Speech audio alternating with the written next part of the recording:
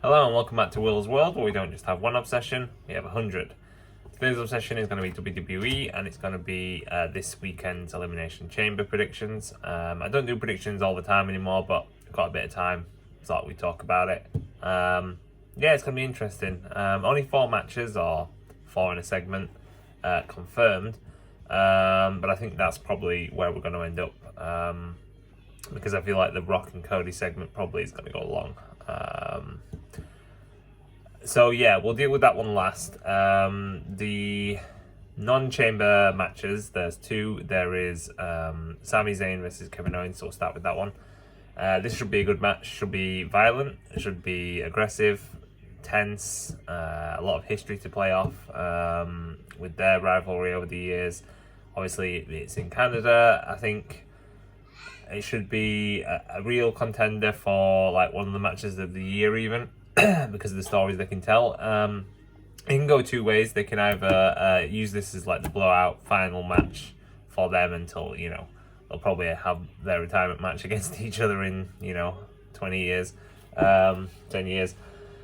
So yeah, with this one, I think I want to say Sami, I really do, because I feel like he needs some momentum going into Mania, because otherwise I feel like he's just going to slip down the card into nothingness, and I think we all kind of want Sami to win a world title one day on the main roster. But yeah, I think Kevin Owens will get the win to just continue his kind of upward trajectory at the moment. The Randy Orton factor, I mean, could he come back? I mean, there's a lot else going on in this show. Would it kind of get lost in the shuffle? But I think there's probably the safest bet is, KO either gets the win and decides, I want to get rid of this guy for good, or Sami manages to sneak a win and KO goes mad after the bell, and you probably get Randy making the save. So then what happens to Sami? Like I said, it could be a slip down the card after they write him off for a bit, or he could end up being in, it could be a triple threat, Randy, KO and Sami at Mania. I know we've kind of moved away a little bit from multi-man matches, but to be honest, even though it's two days WrestleMania, I feel like there's still going to have to be a few, and a few triple threats maybe. So we'll go with Kevin Owens for the win there, with the potential Randy return. The other match is Tiffany Stratton and Trish Stratus versus Candice and Nia.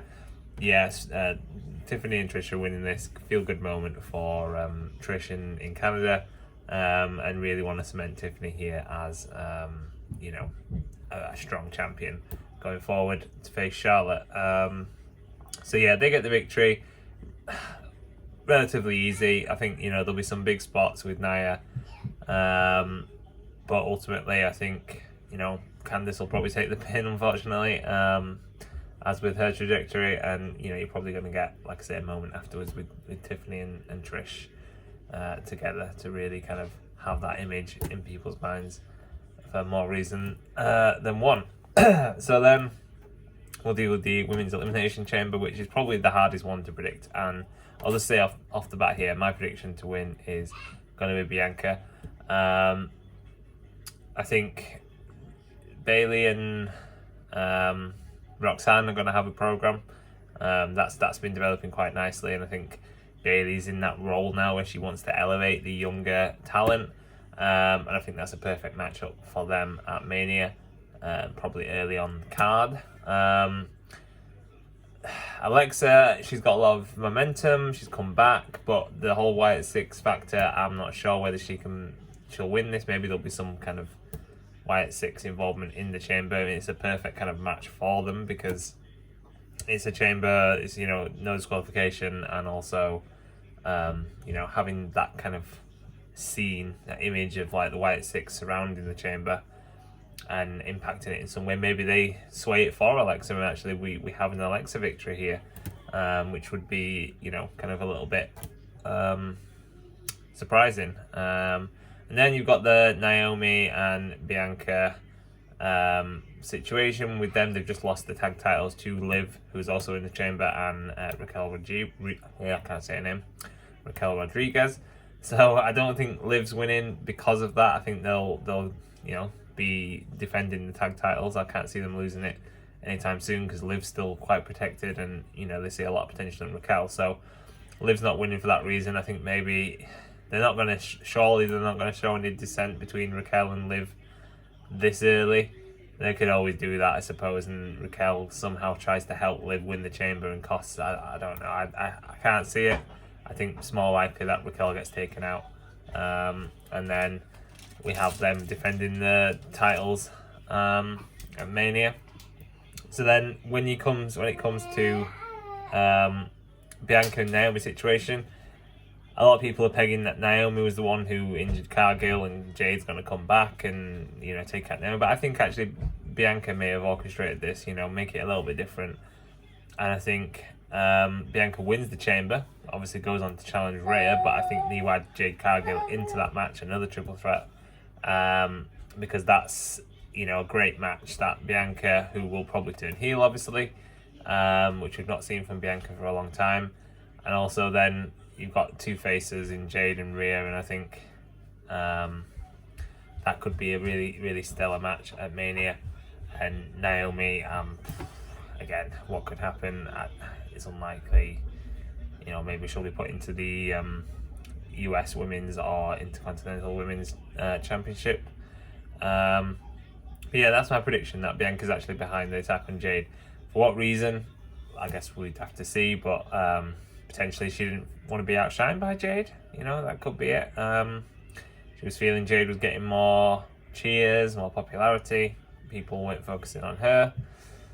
Yeah, that could be the way we go. So that's what I'm going to go. I'm going to Bianca. And then the men's elimination chamber. That is going to be, again, hard to predict because there's so many different storylines coming off it. So you've got Cena, you've got Priest, you've got McIntyre, you've got Punk, you've got Seth, you've got Logan Paul.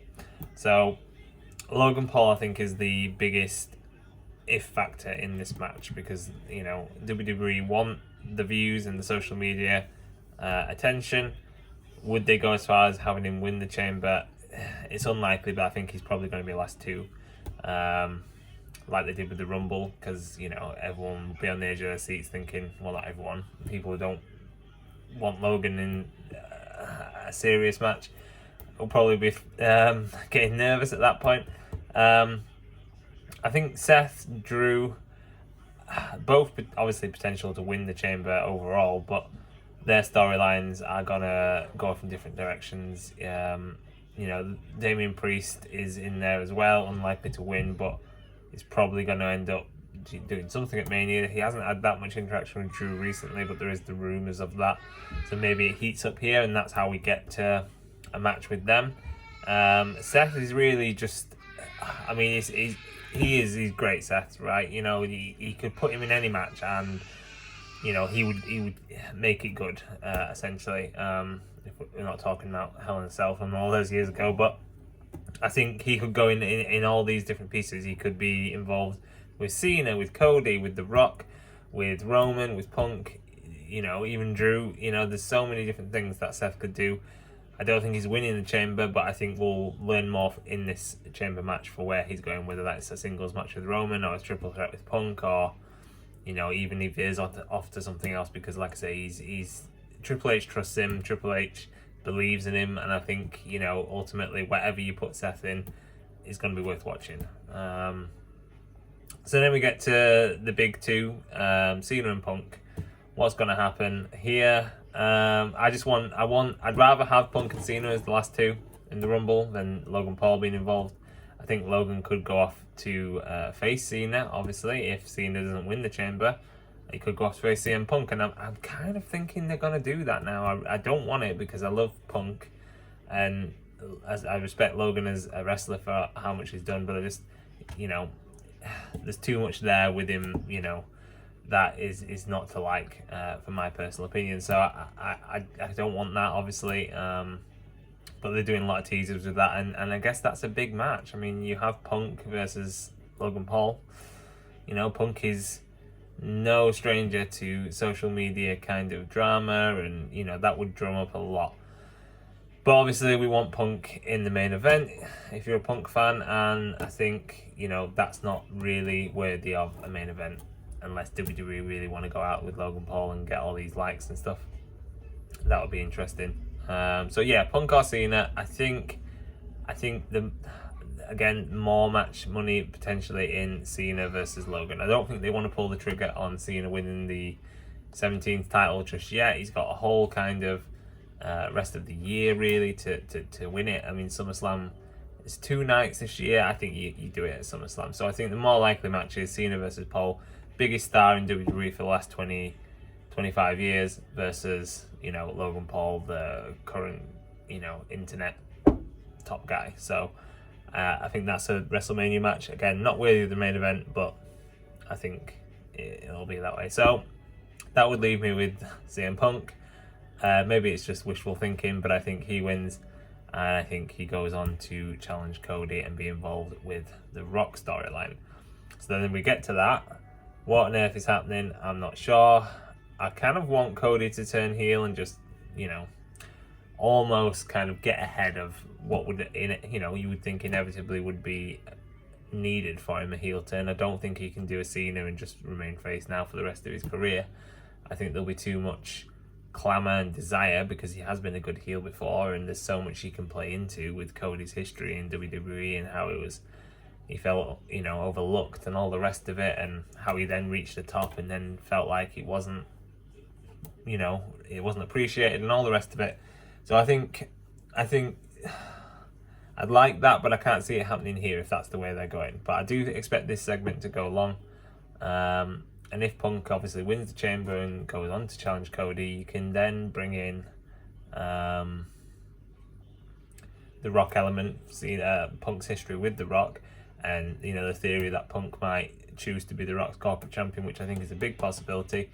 I think the favour from Paul Heyman is going to be that, you know, Roman will probably have a match with Seth or someone else on night 1, and then night 2's main event is going to be Punk versus Cody, and I think the favour will be to have Heyman in his corner, and that might mean that Heyman can't do double duty. I'm not sure how would that work, but I think that'll be the favour. I know it's not like, I think they built this favour up into something huge, and unless it's something literally like Punk doesn't win the Chamber and somehow Heyman swings it to get Punk in the main event, which I don't feel like they've really talked about Heyman having that much sway. So I think it'll be a case of simply, I want you in my corner, and, you know, this is it for me. I want to win the title.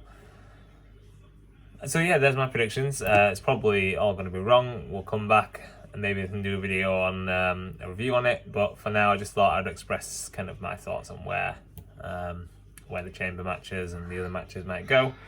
Yeah, it's going to be interesting nonetheless. Now it's on Netflix, I feel like I can watch it a lot easier, obviously, than when it was on the network and, you know, here and there and stuff like that. So I'm probably going to have to wait to watch it until like Sunday night so I can get some time. But I'll try and do a video on Monday morning and we'll see where we are. So thank you guys for watching. If you enjoyed this, I really appreciate it. And yeah, as always, please take care, and peace, love and prayers. Bye.